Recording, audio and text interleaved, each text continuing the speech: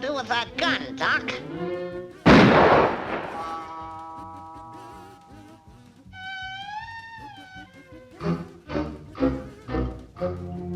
You're despicable.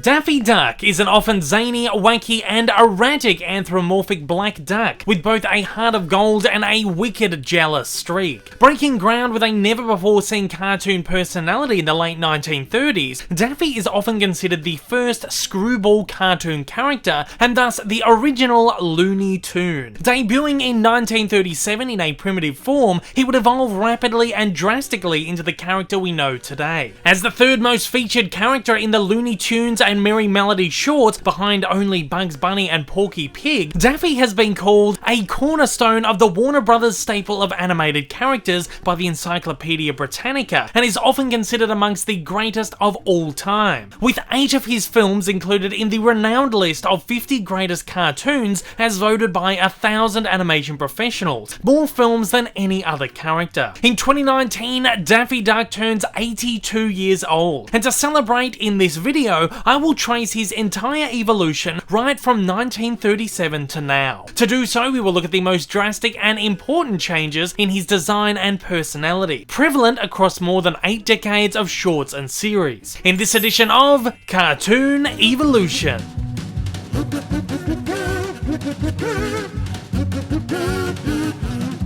In the early days of animation, most popular characters were everymen, whose bland and regular personalities were easy to relate to. Part of the appeal of the everyman was the unusual situations they found themselves caught up in, and the more outlandish and entertaining friends and foes they shared the screen with. Walt Disney's Mickey Mouse was easily the single most famous everyman cartoon character of the 1930s, enchanting audiences with his joyful nature and inoffensively humorous cartoons. In less than a decade, he'd become so popular with children and such a cornerstone of the Disney brand that he was practically sacred. In an effort to retain his role model status and not taint his innocent nature, Walt was hesitant to take risks with him, and audiences thus become accustomed to wholesome, somewhat innocuous cartoon adventures. Over at the Schlesinger studio, who were producing Looney Tunes and Merrie Melodies shorts for distribution by Warner Brothers, another everyman was finding a spotlight. A cute, stuttery pig named Porky, who would become the staple of their productions. Beginning with Porky Pig's rise to stardom under the guidance of director and animator Tex Avery, the boundaries of the cartoon medium were on the brink of being burst wide open. Avery was a storyteller who believed cartoons could be as much for adults as they could be for children, and spurred on by the belief that in a cartoon you can do anything, he saw no limits nor boundaries in his storytelling efforts, and throughout his career continuously persisted to tip the cutesy Disney film model on its head. 1937's Porky's Duck Hunt is considered the foundation of Avery's efforts. In this short, formatted with a classic hunter-prey story formula, Avery wanted to pit Porky against a character unlike any that had been seen before, one that could have the potential to be the studio's next star. He decided upon an outlandish, nameless black duck. Unlike the anthropomorphic Porky, this dang fool duck more closely resembled a real animal. He had a small, squatted stature, black feathers, and a white neck ring. Master animator Robert Clampett, who had previously designed Porky Pig, was handed animating duties, instructed by Avery to do anything he wanted with the character. Clampett went all out and made him as wacky, outrageous, and daffy as possible. He would later say, at the time, audiences weren't accustomed to seeing a cartoon character do these things, and so when it hit theaters, it was like an explosion. People would leave the theaters talking about this Daffy Duck.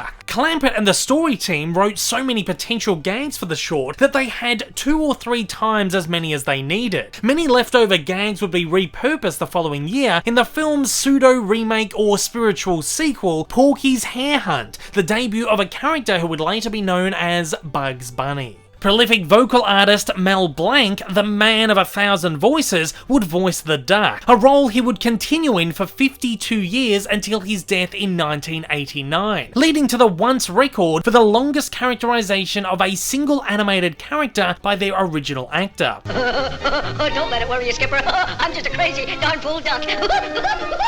While the voice wouldn't take on its recognizable form at this early stage, Blanc still embodied the character with his trademark madcap style, pulling inspiration from comedic screwball film star of the time, Hugh Herbert. While Herbert may not be incredibly well known today, audiences of the time would have certainly seen the connection. Herbert in fact was so beloved that he would also inspire other well-known characters such as Mickey Rooney's Andy Hardy and Mo Howard on The Three Stooges. There was no doubt that the groundbreaking Duck was a huge smash with audiences and on a path to become the studio's next star character. Understandably, filmmakers wasted no time in finding him a name. They initially considered calling him Dizzy Duck, inspired by popular Cardinals baseball player Dizzy Dean, but settled instead on the more character-appropriate Daffy Duck, inspired instead by Dizzy's brother, Daffy Dean. Daffy would appear in another cartoon only 9 months later, in 1938's Daffy Duck and Egghead, alongside the character who would eventually evolve into Elmer Fudd. This short would not only debut Daffy's name for the first time, but would be the first short to feature him in colour. Other than the blue neck ring, Daffy remained in the same design as the previous short, with Blanc delivering the same voice. In fact, the short would even reuse a couple of pieces of animation from Duck Hunt, since they had gone over so spectacularly with audiences.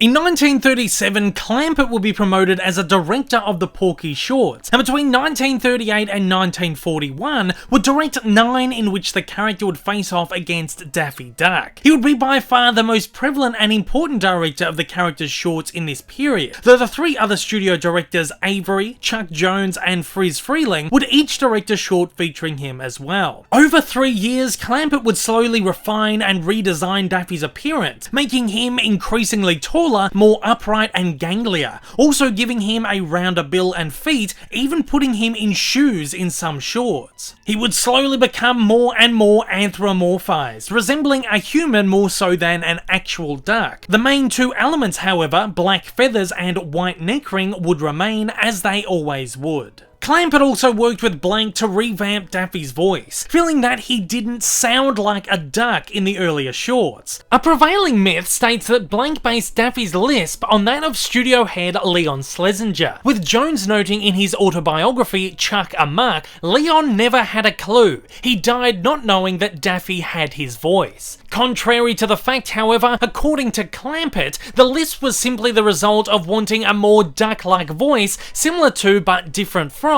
Clarence Nash's Donald Duck over at Disney. Blanc would also later say that, "It seemed to me that such an expanded mandible would hinder his speech, particularly on words containing an S sound." To achieve Daffy's erratic and high-pitched vocal tones, Blanc's vocal recordings would be slightly sped up. Clampett loved the non-sped recordings so much that the voice would later become the basis for Sylvester the Cat, debuting in the early 1940s.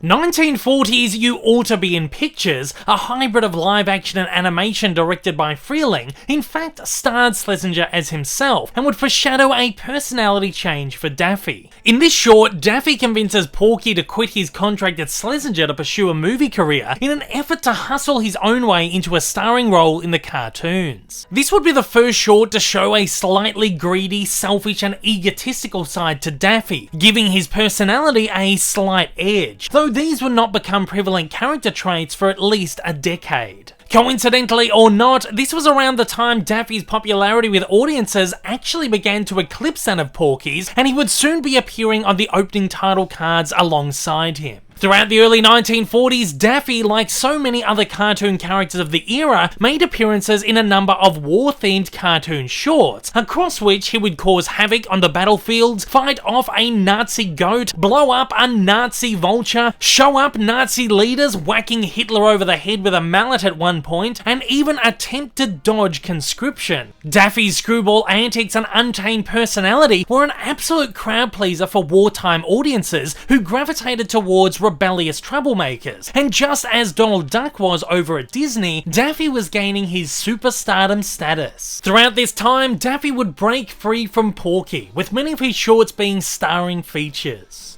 Towards the end of the war, Schlesinger sold his studio and its assets to Warner Brothers, who now instated Edward Selzer as studio head. While Clampett would still oversee the occasional Daffy short, they would be few and far between, with Jones, Freeling, and Frank Tashlin picking up most of the slack. Around this time, audiences were growing tired of the screwball shtick, with these kinds of characters now in abundance. These audiences began gravitating more towards the slicker and frankly more entertaining shorts being produced by the other animators, featuring more in-depth characters and shrewder humour. Clampett's style, however, refused to budge, and grew increasingly conflicting with the other animators' more revolutionary styles, which left him and his once groundbreaking style behind. Clampett's rebellious nature not only led him to butt heads with other animators, especially Jones, but also allegedly with the no-nonsense Selzer. In 1946, Clampett would leave Warner Brothers Animation under creative differences. Whether this was of his own accord or by the hand of Selzer, however, is still up for debate.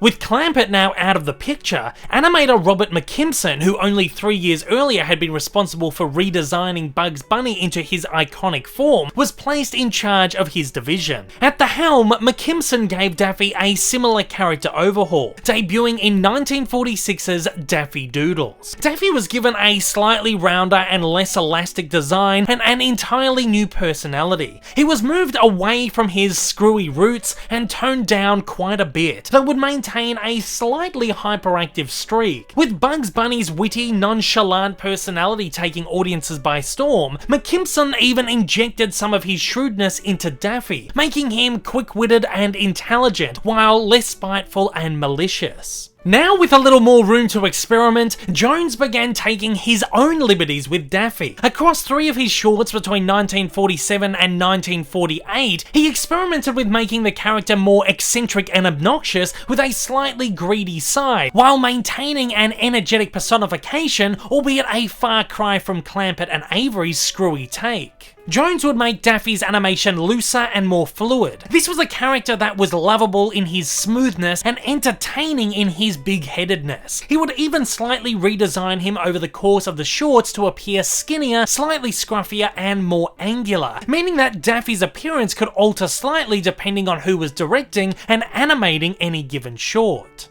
By the early 1950s, however, Jones would finally settle on a version of the character that he and most others at the studio really loved. One that was most notably introduced in the Hunting Trilogy short, released between 1951 and 1953. This was a far greedier, more egotistical, and incredibly calculating version of the character, though one who did have a softer side, with a great deal of cowardice and a heart of gold. With Bugs Bunny's popularity beginning to eclipse Daffy's, Jones used this as a driving force for his cartoons, implementing Daffy's jealousy and quest for love, recognition, and stardom into the films themselves. This was not only one of the earliest examples of the meta humor that would define the classic Looney Tunes shorts, but would lead to a famous continued rivalry between the two characters. In Daffy's quest, he is presented as incredibly talented but also pathetic, with his attempts to one-up Bugs constantly backfiring on him, with most supporting characters also shunning or despising him. Audiences fell in love with and related to Jones's new take on the character, feeling sympathetic for him and his plight to reclaim his audience adoration. In Jones's words, Daffy was a self-preservationist, famously saying, "Bugs is who we want to be, Daffy is who we are." Jones would also most prominently and most famously make use of this version of the character and his rivalry with Bugs in 1953's Duck Amuck, commonly considered one of the greatest animated shorts of all time.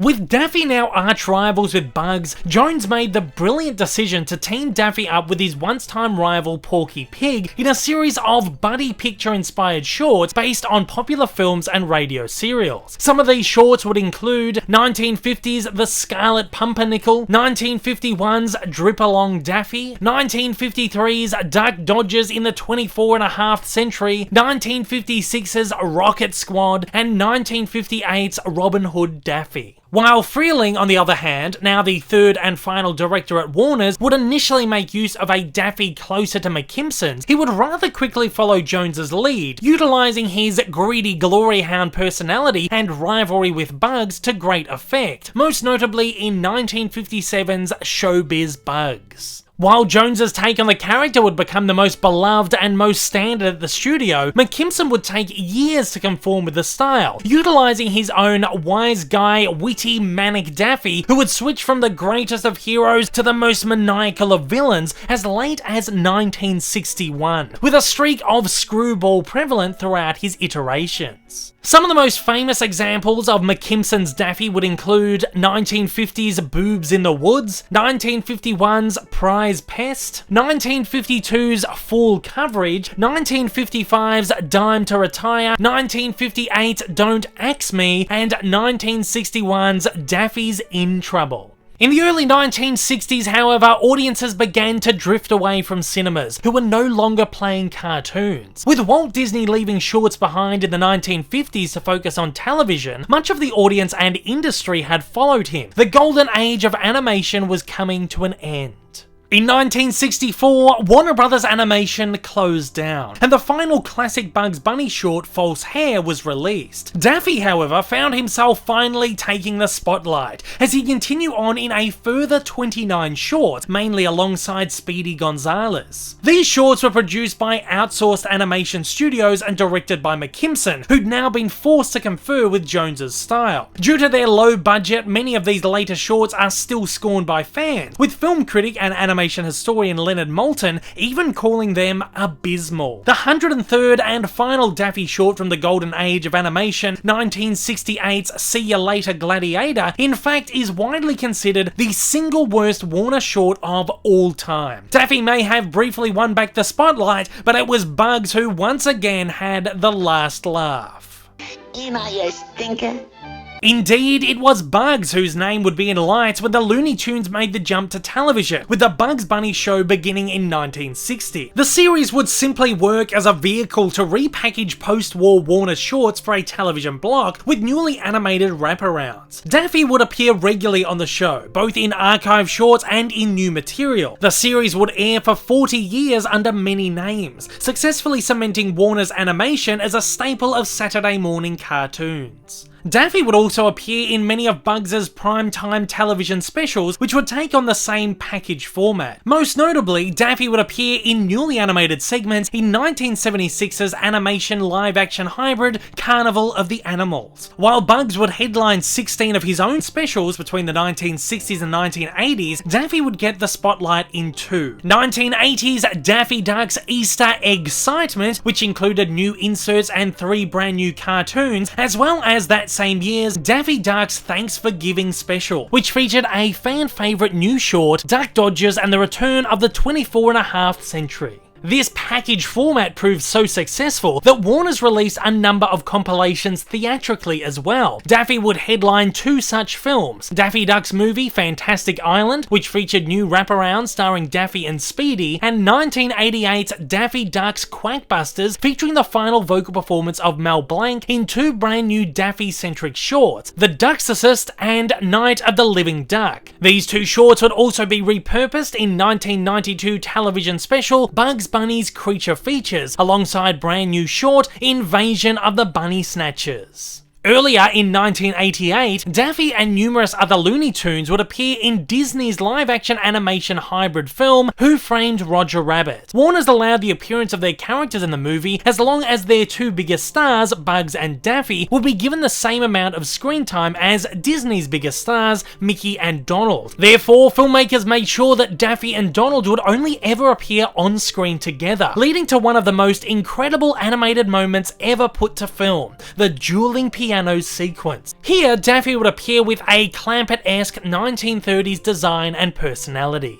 In 1990's Gremlins 2 The New Batch, Daffy would appear next to Bugs in 2 bookend sequences animated by Jones, where their rivalry would be in full force on the big screen. Throughout the 1990s, Daffy would also appear in a number of the first animated shorts to be released theatrically since the 1960s. 1991's Box Office Bunny, which released alongside The Neverending Story 2, 1995's Carrot Blanca, a spoof of Warner's classic 1942 film Casablanca, which released alongside The Amazing Panda Adventure, and his own headliner, 1996's Superior Duck, which released alongside Carpool. Each of these shorts are unfortunately relatively obscure due to the films they were attached to all bombing at the box office. Daffy would also make various television appearances throughout the 1990s, including in Animaniacs and Tiny Toon Adventures, where he would also serve as the inspiration for supporting character Plucky Duck, basically a green childlike version of him. He would also appear in an extended cameo in a 1998 episode of The Drew Carey Show.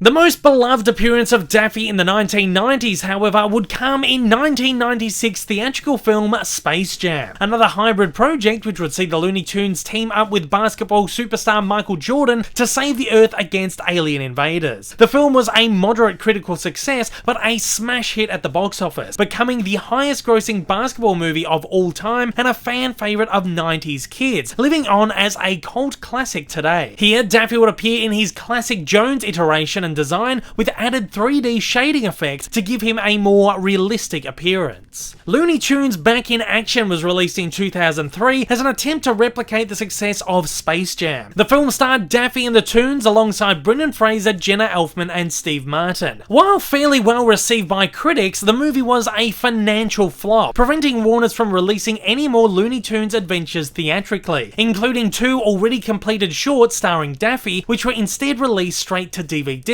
In 2001, Warner's would launch Baby Looney Tunes, featuring Daffy as a baby in a similar design to Tex Avery's original. 2003 would see the debut of Duck Dodgers, a series where Daffy would portray the character made famous by Jones's 1953 cartoon, and in 2005's Lunatics Unleashed, a futuristic descendant of Daffy, Danger Duck, would star in a leading role. 2 straight-to-home media features would be released throughout the 2000s, 2006's Bah Humduck, a Looney Tunes Christmas, which used Looney Tunes characters to retell Dickens' A Christmas Carol, featuring Daffy in a starring role and Bugs as a supporting character, and 2015's Looney Tunes Rabbit's Run, in which Daffy would appear in a supporting role. Both films would feature slightly simplified animation designs due to their low budget and internationally outsourced animation. Likewise, a series of web shorts with even simpler flash animation were released sporadically throughout the early 2000s. 2012's Daffy's Rhapsody, released alongside Journey to the Mysterious Islands, would mark the first appearance of Daffy in computer animation, as Warner's attempted a Looney Tunes revival by way of capitalizing on the then recently new 3D fad. The short featured Daffy alongside Elmer Fudd, and for its soundtrack used an original Mel Blanc recording from 1950 children's album Bugs Bunny Sings. While Daffy would appear in a Jones-inspired visual design, his personality would blend the wise guy persona of McKimpson's and the screwball antics of Clampett and Avery's. 2011 saw the release of The Looney Tunes Show, which featured Daffy as a suburban duck living with his roommate and now best friend, Bugs. Daffy would be given a new redesign by artist Jessica Baratsky, who blended the more zany physical characteristics of Clampett's design and the stature and angular design of Jones's, giving him a daft and sardonic yet cheery personality. New Looney Tunes, originally called Wabbit in its first season, would follow in 2015. With filmmakers once again unafraid to explore Daffy's zanier screwball origins, his appearance and personality would go all out Avery and Clampett, even teeing him off against Porky Pig on a regular basis for the first time since Clampett's tenure in the late 1940s. In 2019, Warner Brothers will launch yet another follow-up series, simply titled Looney Tunes Cartoons, and will be heavily inspired by the classic Looney Tunes cartoons. Each short will feature writing and animation by different cartoonists and storytellers, allowing different personality and style to come through in each cartoon, a clear return to the golden age. With each short offering something different, it's likely we'll see changing Daffy designs throughout the series. However, current promo art suggests a full-on return to the Clampett Avery design and personality of the 1930s, meaning that this darn fool duck has come full circle. And at that, it's over to you guys out there. I want to know, what is your favourite Daffy Duck appearance? For me, it's got to be Jones's Hunting Trilogy. Fire away in the comments below and let me know your thoughts. If this is your first time viewing one of my videos and you'd like to see more like it in the future, then please don't forget to hit that big old subscribe button up on your screen, as well as that like button down below for that little extra support. Also, don't forget to check me out on social media, and please consider supporting me over on Patreon. Thanks for watching and have a fantastic day.